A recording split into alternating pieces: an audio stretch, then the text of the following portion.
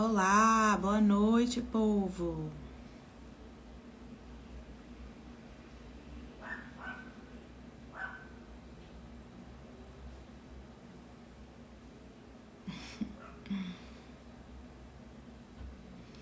Vamos bater um papinho, tem um monte de perguntinha legal pra gente responder, trocar uma ideia aí. Beleza, então todo mundo ouvindo, né? Vou começar, porque temos muitas coisas para falar hoje, como sempre, né? Eu não gosto de falar quase. Então vamos lá. A primeira pergunta, hoje é a live de perguntas e respostas, as melhores perguntas da semana. Vou tentar responder todas que chegaram, mas pode ser que a gente se prolongue muito e não dê para responder tudo hoje, então não fiquem chateadas, não levem para o pessoal, tá certo? Vou dar o meu melhor. Maravilha, boa noite. Conheci você no Ciaparto de Fortaleza. Ó, que delícia! Esse mês, né, agora no final de outubro, estarei em São Paulo, para o Ciaparto São Paulo. A gente vai se encontrar lá de novo. Então, vamos começar aqui as perguntinhas da semana. A primeira delas que a gente vai responder é: pode se tatuar enquanto amamenta? Então, gente, polêmica, e a resposta é não, não pode tatuar enquanto amamenta, assim como não pode tatuar durante a gravidez.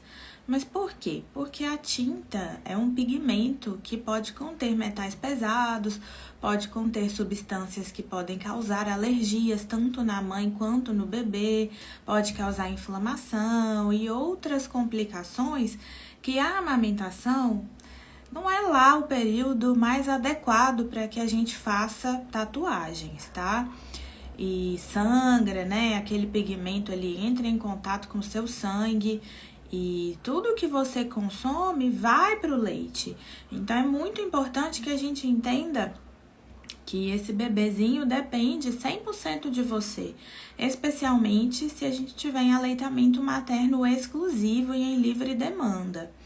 Então, não é recomendado, vai ter o resto da vida aí para tatuar, tá? Então, não faça isso. Mesma coisa para alisamento do cabelo.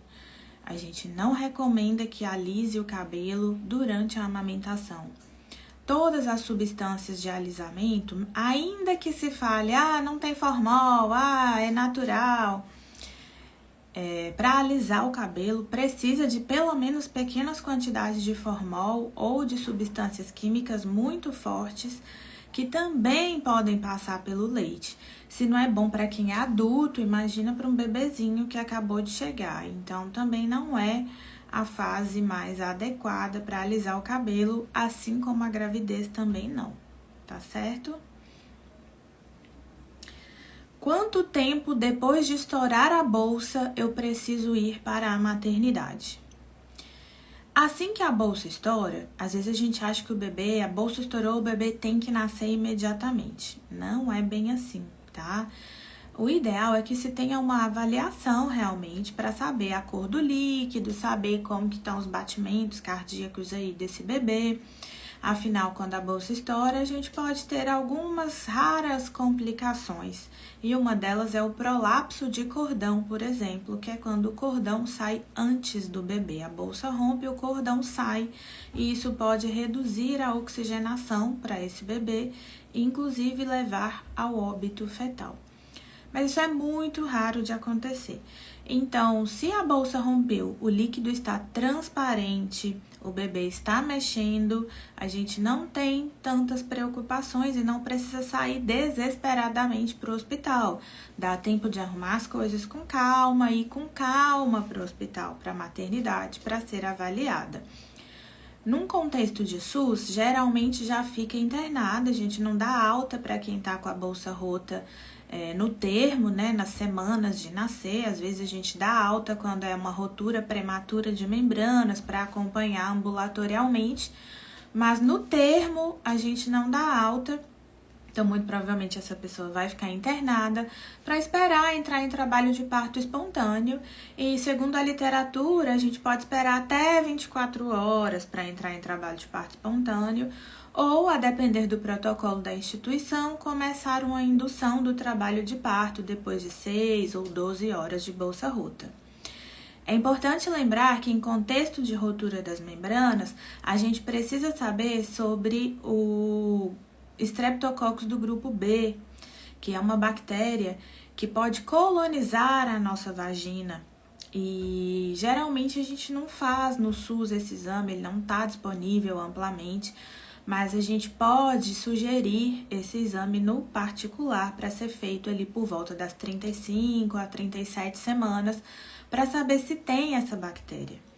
Caso tenha a bactéria em pacientes com bolsa rota em trabalho de parto ativo, ainda que a bolsa esteja íntegra, vão precisar de antibiótico venoso de 4 em 4 horas até o bebê nascer, para prevenir infecções nesse bebê, para prevenir o que a gente chama de sepse neonatal, que é uma infecção causada, na grande maioria das vezes, pelo Streptococcus do grupo B.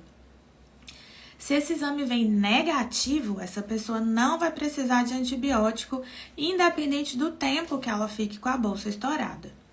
Agora, se a gente não faz esse exame, que é a grande maioria, a partir de 18 horas de bolsa rota, a gente vai precisar de antibiótico até o bebê nascer para evitar esta infecção, tá? Perguntaram qual o exame. É o exame de cultura mesmo, chama cultura para Streptococcus do grupo B. Ele é feito com um suave, um cotonete que a gente passa na vagina e na região anal e manda para o laboratório para saber se na nossa genitália tem essa bactéria, tá? Então, é um exame que não tem tanta evidência, assim, não tem consenso na literatura sobre ele. Alguns países fazem, outros não. O protocolo do Ministério da Saúde recomenda que se faça, mas a verdade é que a gente não tem amplamente disponível. Então, no particular, a gente sugere, explica sobre esse exame e quando as pacientes optam por fazer, a gente coleta. E quantas semanas que o exame é feito? A partir de 35 semanas, 35 a 37, tá? Por quê? Porque esse exame dura 5 semanas. Se a gente faz antes desse tempo, antes de 35 semanas, e o bebê vai nascer lá com 41 semanas, o exame já não vale mais. Se ele veio negativo, pode ter contaminado com essa bactéria a qualquer momento, tá? Então, isso pode acontecer e é preciso realmente cumprir aí essas 5 semanas. Algumas pessoas têm a rotura das membranas prematuramente, com menos de 37 semanas. Lá, quando a gente tem 30 e poucas semanas e a bolsa rompe, a gente precisa de uma internação com menos de 34 semanas, né? A gente precisa de uma internação para fazer antibióticos, fazer um corticoide para amadurecer o pulmão desse bebê. E, eventualmente, a gente pode dar alta para essa paciente e acompanhar ambulatorialmente. Nesse contexto, é importante que a gente também colete esse exame para saber o status, né? Se ela tem ou não o Streptococcus do grupo B e para que a gente tome condutas quando esse bebê for nascer. O bebê vai nascer, a gente precisa entrar com antibiótico. Falaram aqui que entraram com antibiótico quando internou, mesmo com a bolsa íntegra. Sim, se a pessoa tem o Streptococcus positivo, em trabalho de parto ativo, mesmo que tenha bolsa íntegra, ela vai precisar de antibiótico, tá? Então, é esse mesmo o protocolo. O que fazer se não der tempo de chegar no hospital e o bebê nascer antes disso? Gente, o parto não é um problema. O parto faz parte da nossa vida, da nossa natureza, né? Então, muitas vezes a gente fica, nossa, e se o bebê nascer, o que eu vou fazer? Bebês nascem em qualquer lugar. Então, a gente vê vídeo de bebê nascendo no carro, no elevador, na rua, na entrada do hospital, o bebê vai nascer mesmo. A natureza é desse jeito, a gente só existe hoje porque partos acontecem há muito tempo. Então, o parto não é uma doença, não é uma catástrofe, não é um problema. Se não der tempo de chegar no hospital, a única coisa que você precisa fazer é colocar o bebê diretamente em contato pele a pele com você. Não é contato pele-roupa, ou enfim, o bebê precisa estar em contato direto com a pessoa que pariu, porque a nossa pele, assim que a gente pare o bebê, aumenta a temperatura e a gente aquece esse bebê. A principal preocupação do parto fora do hospital é a perda de calor. O bebê nasce molhado e é muito pequeno e ele perde calor com muita facilidade. Então a gente precisa aquecer esse bebê. Contato pele a pele e enrolar mãe e bebê com uma toalha, uma coberta, uma roupa, o que tiver disponível. E pronto, é isso que tem que fazer, tá? E ir pro hospital. Nada de mexer com o cordão, com a placenta, nada disso. Se não tiver como se dirigir ao hospital, chamar ajuda, polícia, bombeiro, SAMU, o que tiver disponível, um vizinho, porque precisa de um atendimento, tá? Se tiver uma unidade básica de saúde próxima, UPA, qualquer pessoa da saúde precisa prestar um primeiro atendimento para saber se está tudo bem com a mãe e com o bebê, tá? Só para avaliar mesmo de uma forma mais rápida se tá tudo bem, se o bebê tá chorando, se ele não tá com nenhum desconforto respiratório e encaminhar para a maternidade mais próxima. Por isso é importante todos os profissionais da saúde saberem avaliar e assistir parto, né? Avaliar o bebê, avaliar a mãe e assistir a partos normais. Porque pode acontecer na sua unidade de saúde, você tem que saber o que fazer. Não tem como fugir, o profissional da saúde tem que saber, né? Especialmente se tem alguma complicação e o que a gente precisa fazer de imediato ali naquele momento. Afinal, o primeiro minuto de vida do bebê é extremamente importante para que a gente previna complicações para a vida desse bebê. Às vezes a gente precisa de uma reanimação neonatal ali no primeiro minuto de vida, né? Ofertar oxigênio, ajudar o bebê a expandir o pulmão. Geralmente quando são partos rápidos e que não dá tempo de chegar no hospital, a natureza é muito sábia e raramente precisa de alguma assistência. Mas é importante saber que pode ser necessário, tá? Então, nesse contexto de parto desassistido, sem um profissional técnico, é importante aquecer o bebê. Aquecer o bebê e a mãe e procurar um atendimento.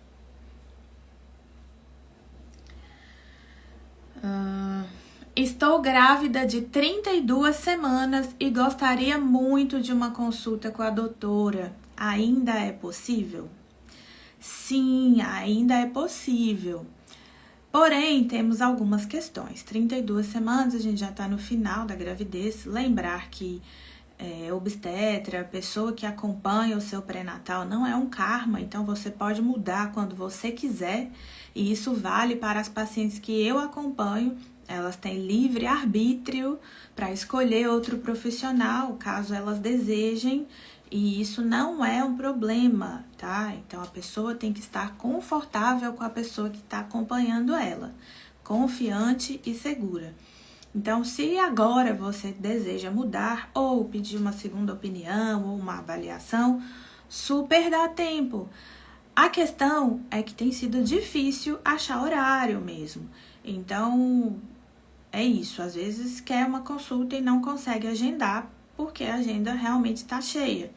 E às vezes eu recebo um monte de mensagem, não, pelo amor de Deus, me encaixa, briga com as meninas, as secretárias, manda um monte de direct, pelo amor de Deus. Mas, gente, eu não tenho controle sobre isso, eu não consigo atender todo mundo. E eu também sou uma pessoa, eu preciso comer, ir ao banheiro, descansar, tá? Então, eu tenho questões inegociáveis na minha vida, eu tenho uma família e eu preciso cuidar de mim também. Então, eu não abro mão do meu bem-estar.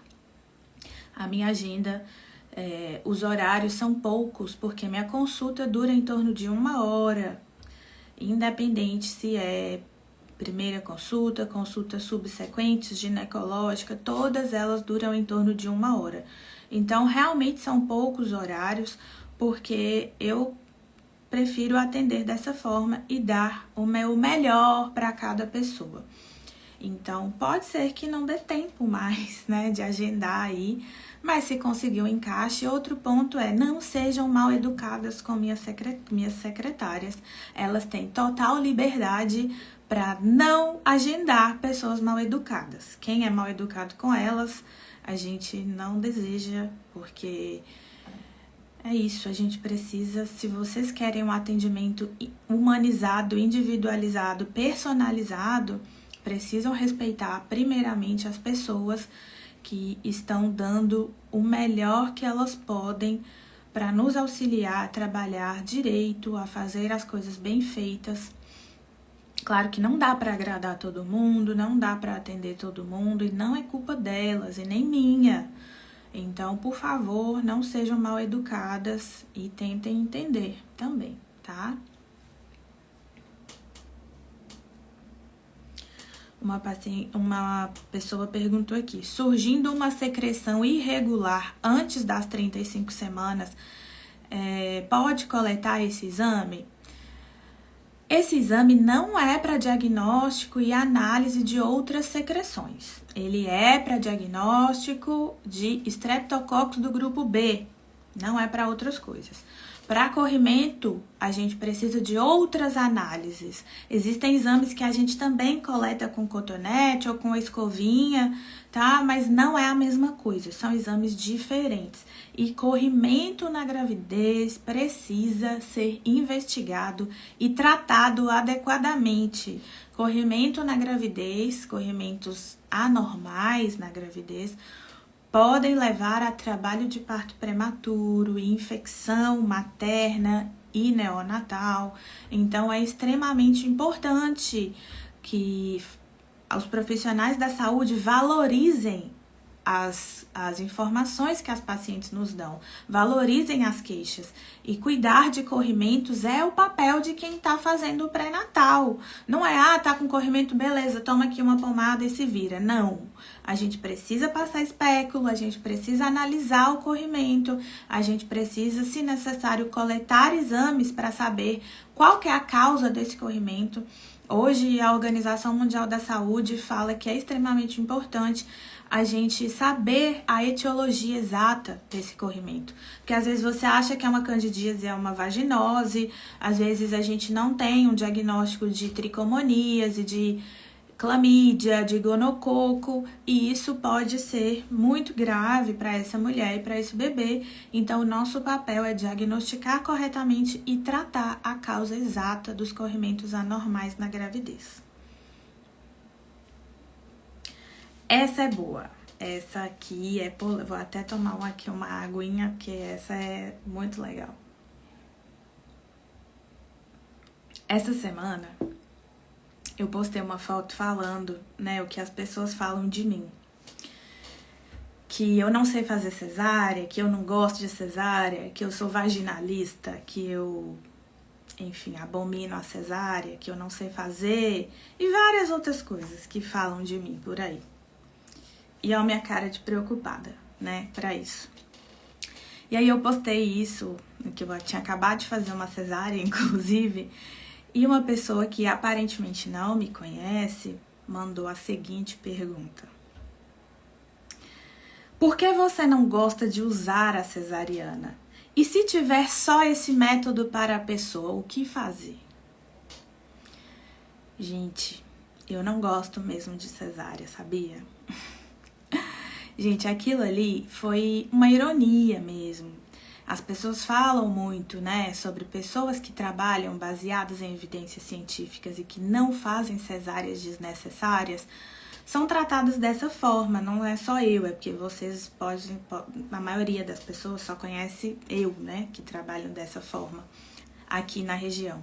Mas no Brasil inteiro, que é o país vice-campeão de cesáreas no mundo, existem poucas pessoas que trabalham como eu. E todos nós somos tratados dessa forma. Essa pessoa é louca, não sabe fazer cesárea, e que não sabe operar, e que é vaginalista, e que não sei o quê. Então, assim, a gente já está acostumado com isso. Isso não é um problema, tá? E não, eu não tenho nada contra a cesárea. E, modéstias à parte, eu opero muito bem.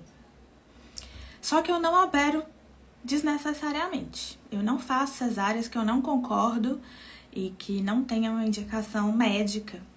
Porque a cesárea é uma cirurgia e essa cirurgia tem complicações. Podem acontecer complicações. E a pessoa responsável pelas complicações é quem? O cirurgião. Então, eu só entro quando eu concordo com a indicação, quando tem real indicação médica, porque quando dá complicação, eu que tenho que resolver, eu que sou a responsável, eu resolvo.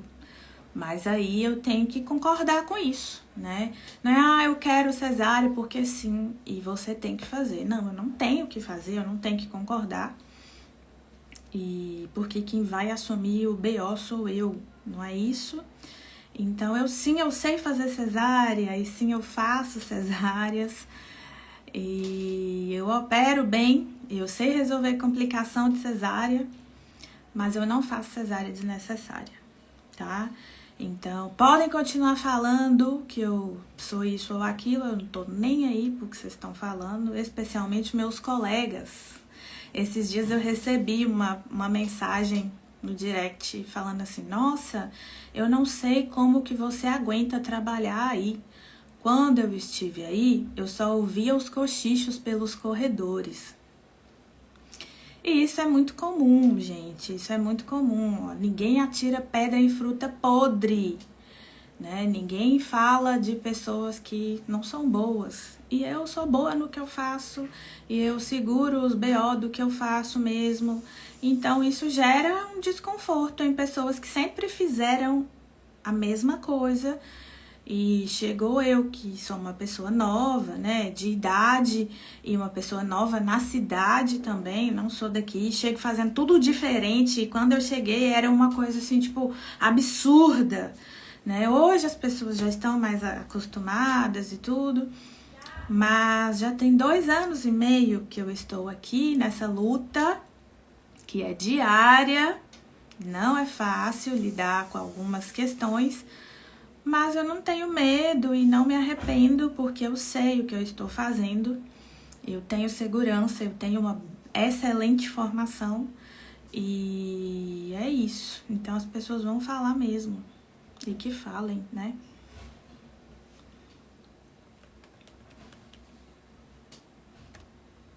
Depois eu vou postar. Nos meus destaques tem um monte de feedbacks, um monte de bebê, tem um monte de foto minha fazendo cesárea, caso alguém esteja desconfiando, tá? Mas tem lá um monte de coisa sobre os partos que eu assisto. Vejam nos destaques lá, tem um monte de gente falando. Então, eu não preciso, né, ficar mostrando o que eu sei ou não fazer. As pessoas mesmo falam e eu tenho muita segurança. Quem é seguro de si não precisa ficar se metendo nessas coisas, né? Tá, agora vamos para outro assunto muito importante. Eu vi o caso da moça que teve pré-eclâmpsia com 33 semanas. É comum passar todo esse tempo bem e de repente subir tanto a pressão?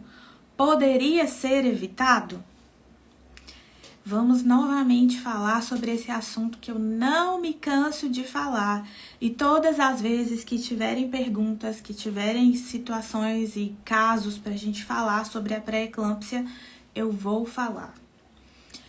A pré-eclâmpsia e as síndromes hipertensivas na gravidez no geral são as principais causas de morte materna e fetal e neonatal no Brasil e no mundo.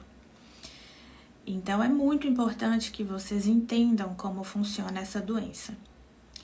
Primeira coisa, sim, teria como prevenir, sim. tá? Foi uma pré-eclâmpsia com 33 semanas, a gente considera precoce ainda. E é uma doença muito grave, né? O que eu postei, a moça postou no Instagram dela que ela tá na UTI há algumas semanas por causa dessa doença. E sim, a mãe fica muito grave, que às vezes precisa de UTI. E a maioria das vezes a gente precisa antecipar esse parto, fazer um parto prematuro terapêutico para tratar a mãe e às vezes manter esse bebê vivo na UTI também, porque essa doença é uma catástrofe realmente. E sim, teria como prevenir. A gente precisa fazer AS e cálcio para as pessoas, cálcio para todas e AS para as pessoas de alto risco para desenvolver pré-eclâmpsia. E isso é feito com um pré-natal de qualidade, tá? E deve ser iniciado o AS até 16 semanas, idealmente. Então, isso precisa ser analisado no primeiro trimestre.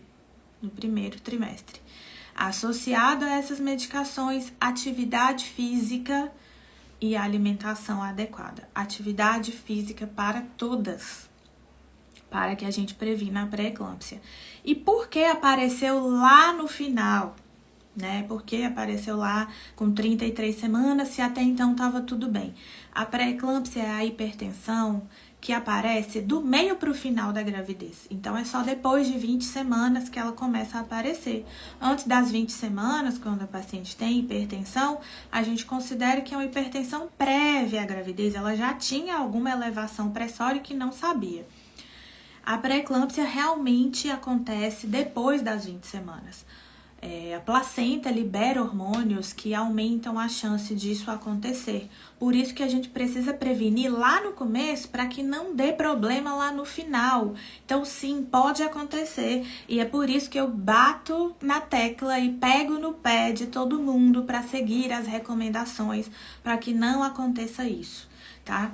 A moça é uma famosa, acho que é ex-BBB, não sei, e postou isso, né? Então, às vezes as pessoas acham que só as pessoas pobres e que estão no SUS que estão sujeitas a complicações graves, e não é verdade.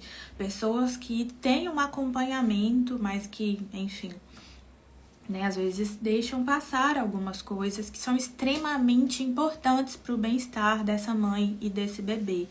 Então, a pré-eclâmpsia mata e não vamos deixar isso acontecer, tá?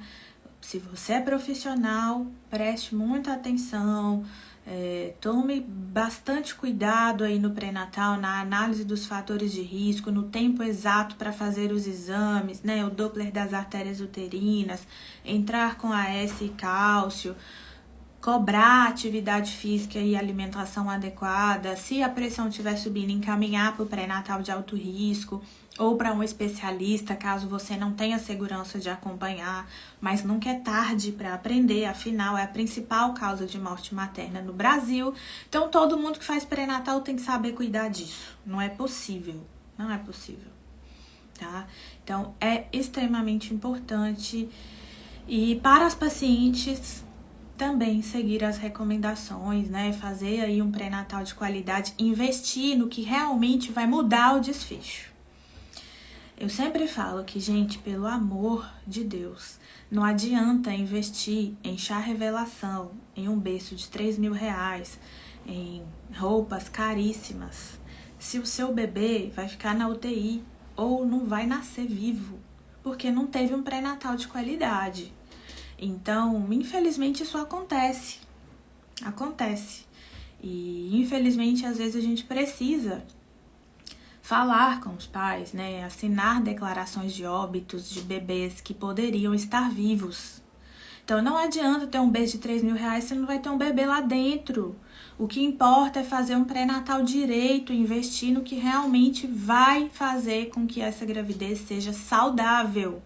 Fazer uma atividade física de qualidade, comer bem, investir no pré-natal, fazer exames direito, né, seguir as recomendações, é isso que vai mudar o desfecho da gravidez.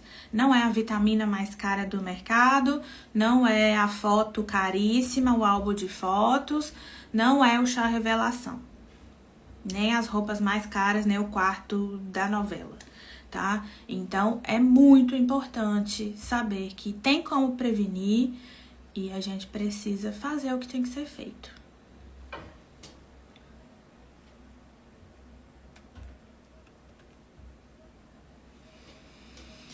O Doppler das artérias uterinas pode ser feito com até quantas semanas? O ideal é que ele seja feito no morfológico de primeiro trimestre, que é ali de 12 a 14 semanas, tá? Então, ele tem que ser feito nessa idade para que a gente avalie os riscos aí para pré-eclâmpsia e restrição de crescimento intrauterino. A gente tem outros critérios para avaliar risco para pré-eclâmpsia e restrição de crescimento, não é só o Doppler. Se o Doppler vier normal, mas tiver fatores de risco clínicos, não exclui a necessidade de usar AS, tá? Então, pelo amor de Deus, meu Doppler veio normal, não vou usar. Tem que usar, se tiver fator de risco, tem que usar. Então, os métodos são para complementar e investigar se existe uma probabilidade maior ou menor de desenvolver. Mas se tem fator de risco, já tem que iniciar o AS com 12 semanas mesmo. Não tem conversa. O cálcio é para todas as gestantes ou só para as que têm risco para pré-eclâmpsia? Para todas as gestantes. Toda pessoa que está grávida tem que suplementar cálcio, tá? Então, tem que tomar, não tem jeito. E as doses ridículas que vêm nos polivitamínicos não são suficientes. Então, a dose de cálcio para todas as gestantes é de 1 a 2 gramas por dia. Mas são muitos comprimidos. São muitos comprimidos, tem que tomar e pronto.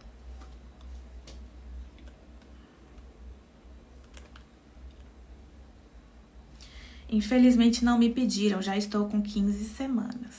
Aí, tá vendo? Vocês estão vendo, né? Que eu não tô falando mentira.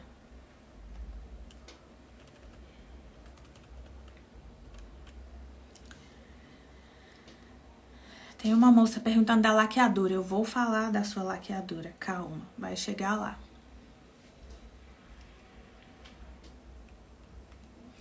Por que algumas mulheres não entram em trabalho de parto?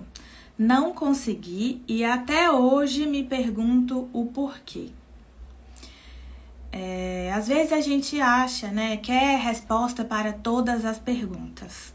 E a gente não tem resposta para todas as perguntas e essa é uma que a gente não tem resposta. Por que que algumas mulheres entram em trabalho de parto com menos de 41 semanas e por que que outras entram com 41, 42 ou mais do que isso? Nós não temos essa resposta, tá? E não é porque o seu corpo falhou, não. Se a gente esperasse mais, muito provavelmente entraria em trabalho de parto espontâneo. Porém, hoje a gente já tem alguns estudos que mostram a importância da gente planejar e sugerir uma indução do trabalho de parto com 41 semanas e alguns dias para prevenir maus desfechos, óbito fetal, neonatal, Apgar baixo ao nascimento. Então, por isso que a gente adota esse protocolo de indução do trabalho de parto com 41 semanas. Eu sei que às vezes é difícil, né, para as pessoas entenderem, mas por que comigo não deu certo, eu fiz tudo direitinho. A gravidez não é do jeito que a gente quer, é do jeito que tem que ser. Você tá gestando um bebê e a natureza é muito sábia, né? A gente não é tudo do jeito que a gente deseja na vida. Então a gente também precisa saber que a gravidez pode tomar vários rumos, né? Os planos podem não sair conforme o combinado, conforme o que a gente gostaria que fosse, e a gente precisa de estratégias para lidar com as frustrações. A gravidez, o parto e a maternidade é saber lidar com frustrações. Porque a gente não tem o que a gente quer, a gente tem o que a gente precisa. E que bom que nós temos estudos que mostram que é mais seguro induzir com 41 semanas do que esperar 43 semanas, né? Então, que bom que a gente tem tecnologias disponíveis para isso e que bom que a sua indução, você que perguntou isso, deu muito certo. Foi uma indução fantástica. Foi muito bem conduzida e um trabalho de parto lindo e um parto lindo. Então, que bom que deu tudo certo, né? Não foi, nossa, o parto natural dos sonhos, mas foi um parto que você precisava, né? Às vezes a gente idealiza o parto natural, sem nenhuma intervenção, sem nada. Mas a verdade é que nem sempre vai ser assim. E isso não quer dizer que não foi um parto humanizado ou com uma assistência respeitosa. Muito pelo contrário, a gente utiliza todas as tecnologias disponíveis para oferecer o melhor que a gente tem para vocês. Então não é porque não entrou em trabalho de parto espontâneo que precisa sofrer por isso, né? E se sentir mal ou achar que o corpo não funciona, nada disso.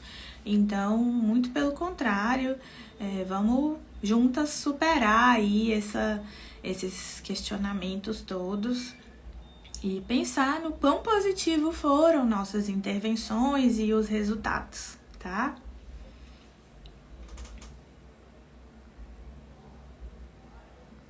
Perguntou sobre o coágulo no parto, eu vou falar também, ainda não respondi, mas vou responder.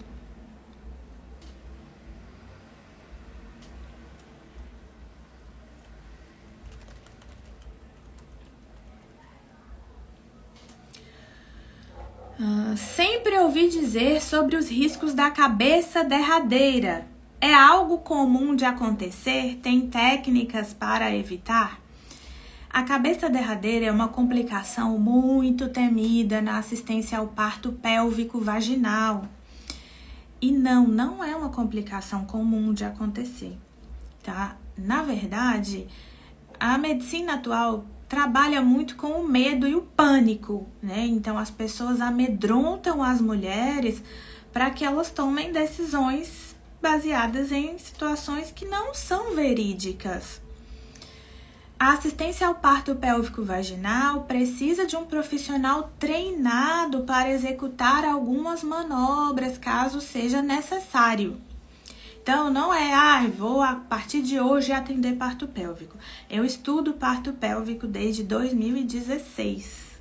Eu ainda era estudante de medicina quando eu já estudava, fazia cursos sobre assistência ao parto pélvico e existem critérios para que a gente selecione as pacientes que são elegíveis ou não para o parto pélvico vaginal.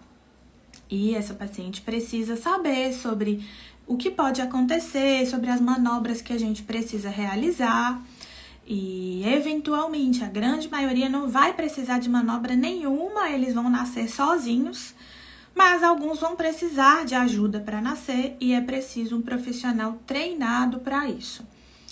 Então, a cabeça derradeira em um parto a termo, né, que é elegível para assistência aí ao parto pélvico vaginal, eu nunca vi uma cabeça derradeira. Então, eu sei as manobras, né, eu sei fazer as manobras para prevenir, inclusive as posições na hora do parto são fundamentais para que a gente previna esse acontecimento. Então, eu nunca tive uma cabeça derradeira. Já precisei fazer várias manobras para ajudar no nascimento, mas isso é um medo realmente que colocam nas pessoas, porque hoje realmente são poucos os profissionais que têm capacitação no atendimento ao parto pélvico planejado. Mas a verdade é que todo profissional da assistência ao parto, todo profissional da saúde deveria assistir a partos pélvicos emergenciais, porque ainda que não queira, não goste de assistir a partos pélvicos planejados, os bebês podem chegar nascendo com os pés para fora. E a gente tem que saber o que fazer, tá? Então, precisa saber. Ainda que não queira, que tenha medo, que ache que vai acontecer uma tragédia, tem que saber resolver, né? Então, ainda assim, é muito importante que todos os profissionais tenham treinamento e estudem assistência ao parto pélvico, porque quando precisar de você, você tem que saber resolver, tá certo?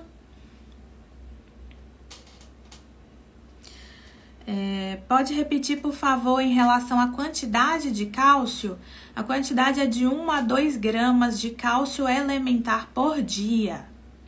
Geralmente os comprimidos de cálcio têm 500 miligramas, então são 3 a 4 comprimidos aí por dia, tá? Todos os dias? Sim, todos os dias, até o parto.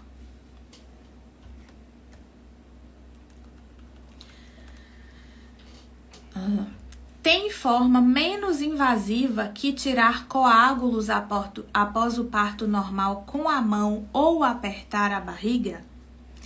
Infelizmente, não temos. A hemorragia pós-parto é a segunda principal causa de morte materna no Brasil. E a primeira, empatado com hipertensão no mundo. Então, o tratamento para a hemorragia é agressivo mesmo. Não dá tempo de fazer muitas coisas. Se a gente for esperar muito e, assim, às vezes ter dó da paciente, ela pode morrer. A hemorragia perde sangue muito rápido e morre mesmo. Então, infelizmente, quando tem hemorragia, a gente precisa retirar esses coágulos e fazer massagem uterina mesmo, para apertar o útero com a mão, para parar de sangrar. Então, é um atendimento de grande emergência. Algumas pessoas acham que é violento e é muito doloroso. Sim, eu imagino que deva ser muito doloroso mesmo, mas isso é para salvar a vida, tá? Então, a gente precisa fazer, não tem outro jeito, a gente precisa fazer medicações de forma muito rápida, e o acesso venoso, no caso de hemorragia, é um acesso venoso calibroso mesmo, então também vai doer. A gente precisa usar gel 18 ou 16, ou seja, é um cano grossão que tem que entrar na veia, porque tem que entrar soro e medicações de uma forma muito rápida para que a gente controle essa hemorragia, e a gente precisa comprimir o útero para ele parar de sangrar, porque senão não para, e aí a gente pode ter resultados muito ruins. Algumas vezes, quando a gente suspeita de retenção placentária ou uma laceração grave, por exemplo, que a gente precisa levar para o centro cirúrgico para suturar ou para retirar essa placenta, aí a gente faz uma raquianestesia, que é uma anestesia nas costas, porque para tirar a placenta com a mão, a gente precisa enfiar a mão inteira, o braço, dentro do útero da pessoa para tirar a placenta. Então, aí tem que ser com anestesia. Mas em casos de atonia, quando é o útero que tá mole, a musculatura que tá sem tônus, a gente precisa massagear e retirar esses coágulos, tá? Então, infelizmente, não temos outro jeito.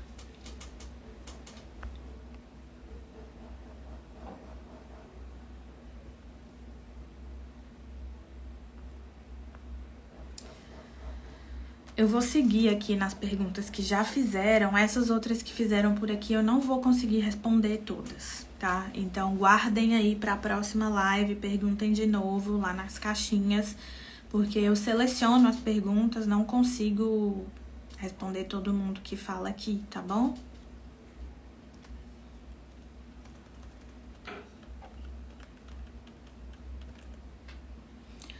Outra polêmica. Ácido fólico ou metilfolato? Qual a diferença?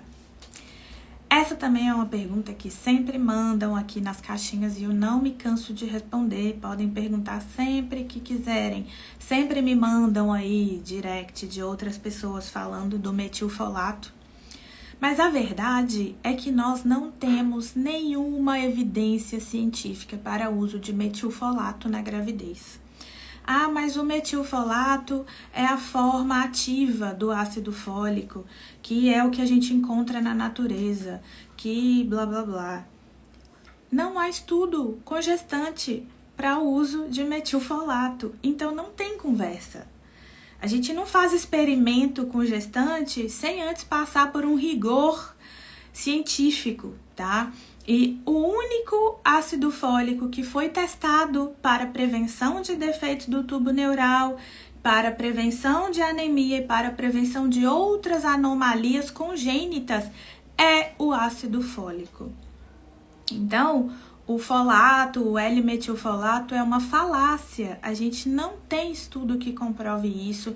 Inclusive, existem movimentos nos Estados Unidos muito fortes falando sobre a gravidade da gente prescrever L-metilfolato sem nenhuma evidência científica, tá? Então, eu tenho um post aí sobre isso, eu posso mandar os artigos, eu não tenho problema nenhum com isso, tá? Mas a verdade é que isso é, mais uma vez, a indústria farmacêutica querendo vender uma informação que não tem qualidade, não tem evidência científica. Então, não vamos passar metilfolato para gestantes. Ah, mas eu tenho deficiência do MTHFR. E daí? Isso não significa nada. Tá? Tem que tomar ácido fólico como todo mundo. Ah, mas a absorção é menor, mas vai absorver a quantidade que precisa. Então, a gente não passa L-metilfolato na gravidez. Quem trabalha baseado em evidências científicas, quem trabalha com ciência. Agora, quem trabalha de outras formas, eu já não tenho o que dizer. Eu trabalho com ciência. Tá? Eu faço ciência e gestação precisa de cuidados. Pode tomar ácido fólico por mais de 6 meses antes de engravidar? Pode e deve. Sabe que a recomendação é pessoas que não usam LARCs, que são os métodos contraceptivos reversíveis de longa duração, que são os DIUs ou o Implanon, elas devem usar ácido fólico todos os dias. Porque pessoas que não usam esses métodos, que são os mais seguros para a prevenção de gestação não planejada, e os métodos cirúrgicos, como laqueadura e vasectomia, estão correndo risco de engravidar e elas precisam usar ácido fólico.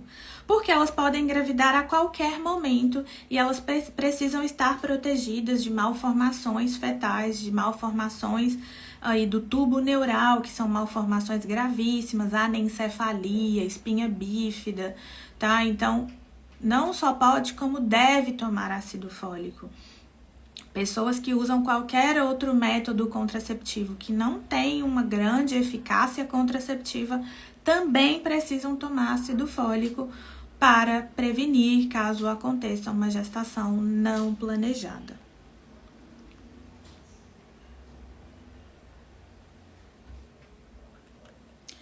Bom, agora eu vou falar aqui um pouquinho sobre contracepção. Algumas pessoas fizeram algumas perguntas.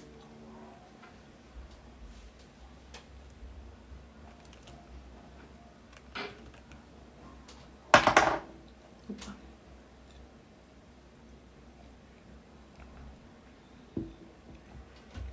É normal menstruar todo mês usando Norestin, amamentando há 2 anos e 3 meses.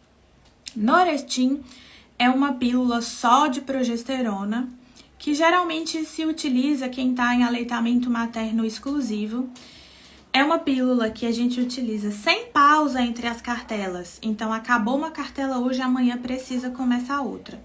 E esse sangramento não é uma menstruação, tá? A gente não chama de sangramento de menstruação, a gente chama de sangramento não programado, que é quando no meio da cartela ou pode sangrar. Qualquer pessoa que usa o método contraceptivo hormonal, especialmente método só de progesterona, como as pílulas só de progesterona, Implanon, DIU hormonal, injetável trimestral, podem apresentar sangramento não programado e isso não é um problema. Pode acontecer sem levar a complicações na sua vida. Mas, caso esteja sendo ruim para você, a gente tem outras coisas que a gente pode fazer para evitar estes sangramentos. Então, precisa realmente de uma consulta para avaliar outros métodos, tá? E avaliar se esse sangramento tá realmente atrapalhando aí a sua qualidade de vida, tá? Algumas pessoas também têm dúvidas se esses sangramentos não programados reduzem a eficácia do método. Não reduz a eficácia do método.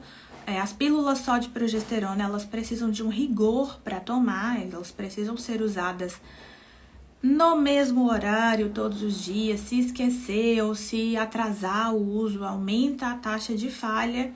Então, é importante saber que o que reduz a eficácia não é o sangramento, são as tomadas irregulares, tá? É recomendado colocar DIU logo após o parto? Existe essa possibilidade. E caso você queira, sim, é possível e é recomendado também. A questão é que o DIU, quando é colocado imediatamente após o parto, ele tem uma taxa de expulsão maior do que quando o DIU é colocado lá para 45 dias depois do parto. Então, se você tem a possibilidade de retornar e colocar esse DIU 45 dias após o parto, a taxa de expulsão é menor. Mas se não há essa possibilidade e a única opção que você tem é colocar imediatamente após o parto, coloque. Saia da maternidade com esse DIU. Se ele ficar no lugar certo, maravilha, tá? Melhor do que sair sem método contraceptivo, não voltar para colocar e acabar tendo uma gestação não planejada. É importante fazer a avaliação pós-inserção, que geralmente é feita lá com 30, 40 dias depois da inserção, justamente para avaliar se esse DIU está bem posicionado. Então, precisa de uma revisão depois que colocou, para a gente saber se ele está bem posicionado. Se ele estiver mal posicionado, a gente pode retirar e colocar outro imediatamente. Não precisa esperar, né? Então, é importante fazer essa avaliação para que se coloque outro em tempo oportuno.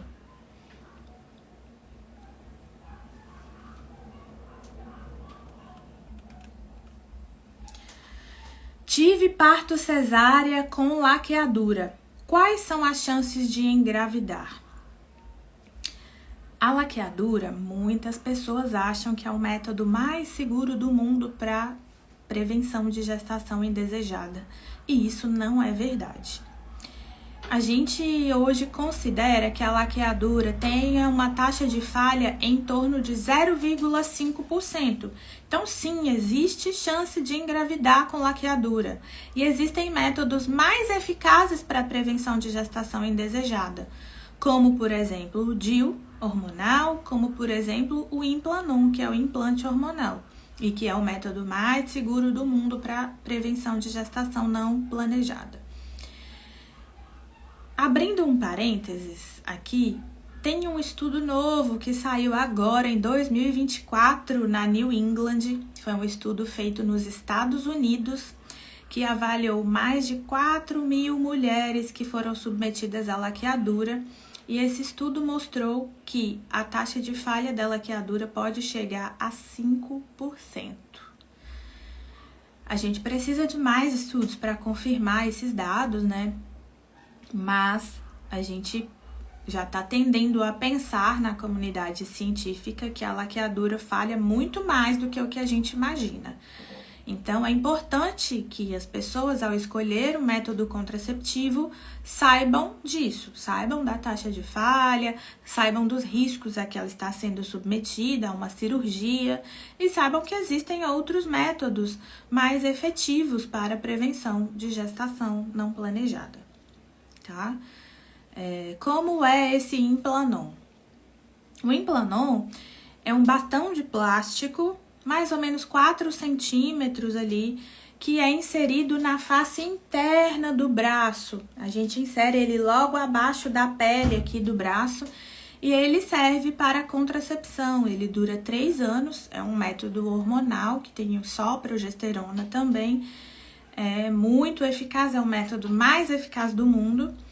E é importante saber que, mesmo ele sendo muito eficaz, ele também tem taxa de falha que gira em torno de 0,05%. A inserção pode ser feita em consultório, sob anestesia local, e depois de 3 anos pode trocar por outro, tá? Então, É importante saber sobre os métodos disponíveis. Às vezes as mulheres chegam querendo fazer laqueadura. Não, eu quero fazer laqueadura. Aí a pessoa tá bom. Faz o papel, entrega pra ela, não explica nada. Não fala sobre risco da cirurgia, não fala sobre taxa de falha, não fala que para fazer laqueadura não precisa de cesárea, que é proibido por lei, inclusive, fazer cesárea só para fazer laqueadura. Quantas mulheres você conhece que tem 3 filhos e o quarto de parto normal e o quarto filho foi uma cesárea para fazer laqueadura? Isso é contra a lei, tá? Ah, mas doutor fulano faz. Beleza, isso é ilegal, eu não vou fazer, tá? Então, a gente precisa estar dentro da lei, né? E a lei fala que é proibido fazer cesárea só para fazer laqueadura. E é importante saber as taxas de falha, os riscos da cirurgia, como hemorragia, como lesão de bexiga, de intestino, histerectomia, que é a retirada do útero quando há alguma complicação, tromboses, dor pós-operatória, que às vezes fica doendo ali para sempre, complicações anestésicas. Então, não é um zíper, tá? A gente precisa falar sobre riscos e benefícios também.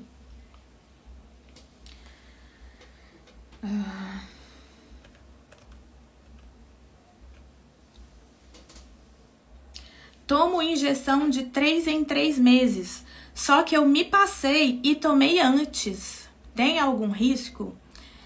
Gente, então, os métodos que dependem da gente lembrar de tomar, de usar, é a responsabilidade única e exclusiva da pessoa. Lembrar de fazer na data certa, lembrar de tomar na hora certa. Por que hoje a gente não recomenda tanto pílulas injetáveis? Porque a nossa vida é corrida e a gente esquece mesmo. Será que eu tomei esse mês? Será que eu não tomei? Será que dia que foi? Então é muito comum isso acontecer. Esqueceu a pílula, viajou, deixou a cartela. Ah, meu filho chorou, esqueci de tomar na hora. Ah, esqueci o dia que eu tinha que tomar a injeção, passou uma semana. Então, tudo isso reduz a eficácia do método. Vai ter que tomar a próxima dentro dos 90 dias. E o injetável trimestral, ele é uma medicação de depósito. O que é isso? Você injeta uma grande quantidade de hormônio. Se você injetou com menos tempo do que deveria, pode ser que você tenha efeitos colaterais disso, dor de cabeça, mudanças na pele, sangramento não programado.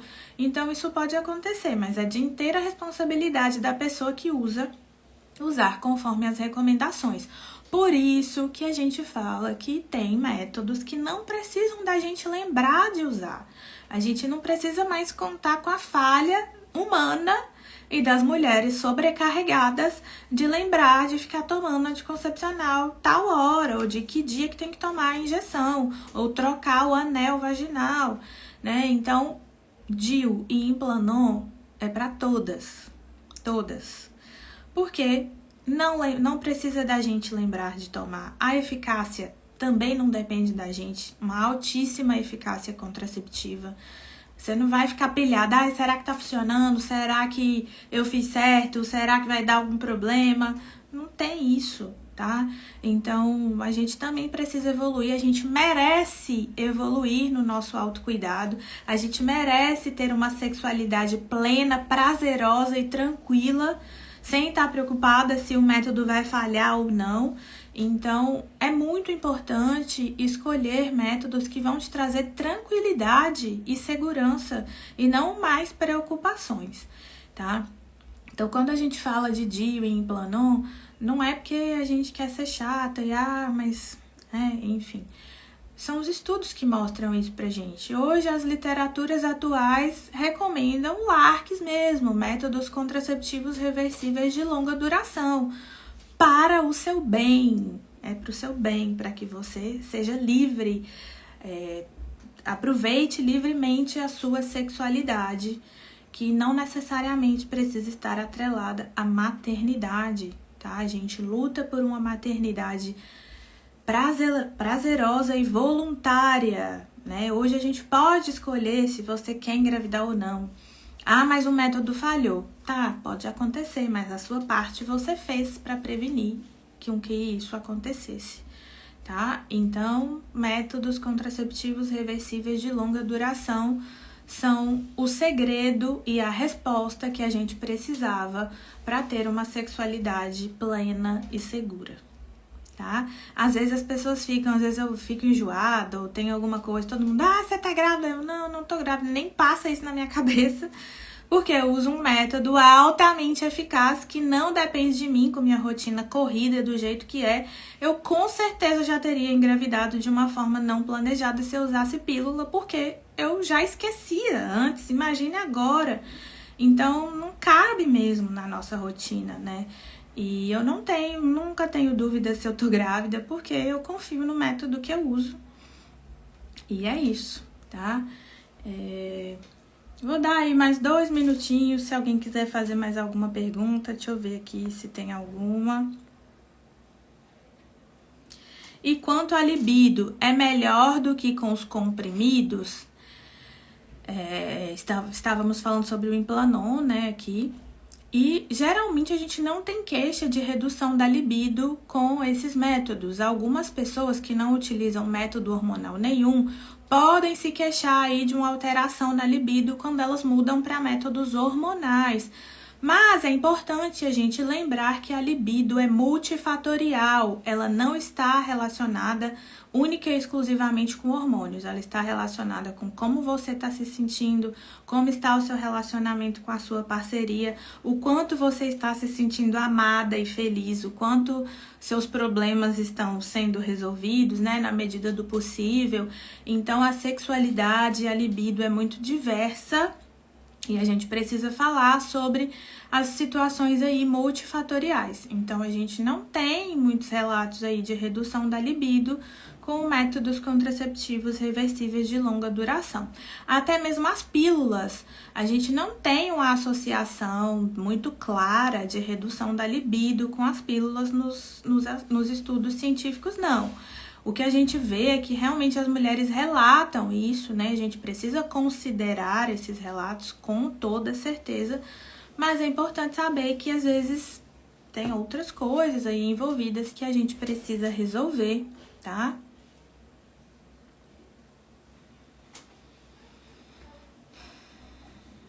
Pré-diabetes, mesmo sem ser sedentária, precisa utilizar medicações para engravidar sem risco de diabetes gestacional?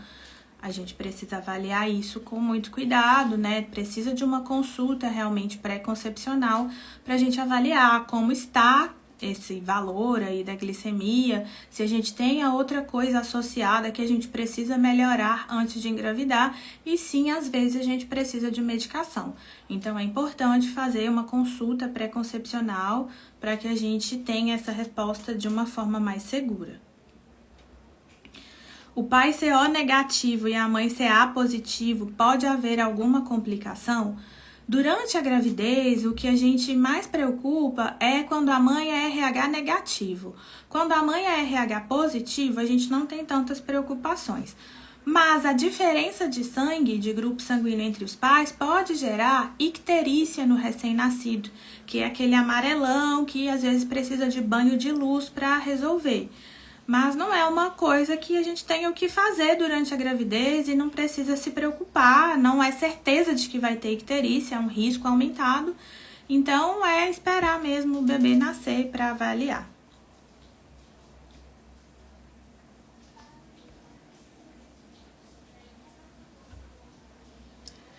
Tem uma conhecida que não sente vontade de sexo, é normal?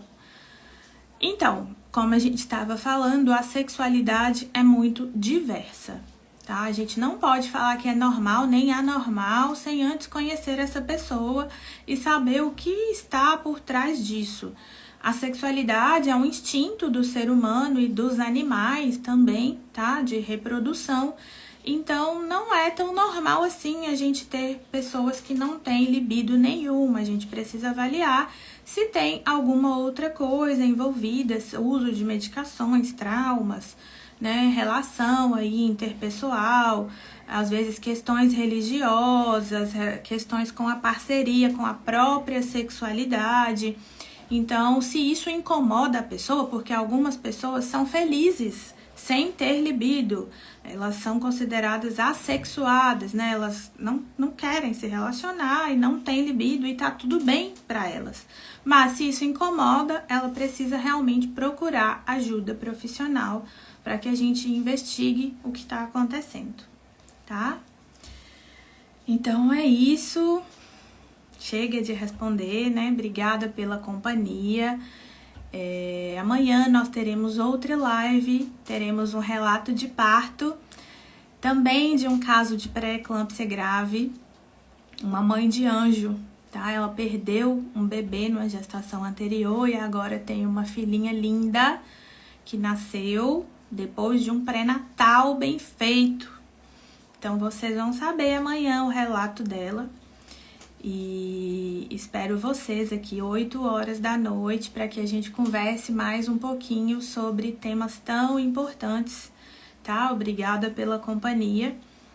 E se você é profissional da saúde que deseja fazer um pré-natal de verdade, acompanhar uma gestação com segurança e baseada em evidências científicas e não em achismos e não em orelhada, né, que é o que a gente escuta, a gente tem um curso que é o Obstetrícia Raiz. Eu vou abrir uma nova turma em novembro, porque esse mês eu estou ocupada preparando as aulas para o CIA Parto, mas em novembro abriremos nova turma para profissionais da obstetrícia que desejam aprender e praticar obstetrícia com segurança. E eu vou deixar aqui o link, tá? Aqui nos stories da nossa lista de espera. Em novembro vai ser uma turma pequena, só para pessoas que já se inscreveram previamente. E então eu vou deixar aqui o link para vocês se inscreverem na nossa lista de espera. E se você que é paciente ou profissional também quer saber mais sobre métodos contraceptivos, eu também escrevi um e-book, um livro digital para explicar mais, falar sobre taxas de falha, indicação e contraindicação dos métodos contraceptivos existentes, para que vocês tenham a sexualidade segura, prazerosa e evitem gestações não planejadas e todas as consequências que isso traz. Então, eu também vou deixar o link caso alguém tenha interesse. E é isso, boa noite, até amanhã. Obrigada pela companhia.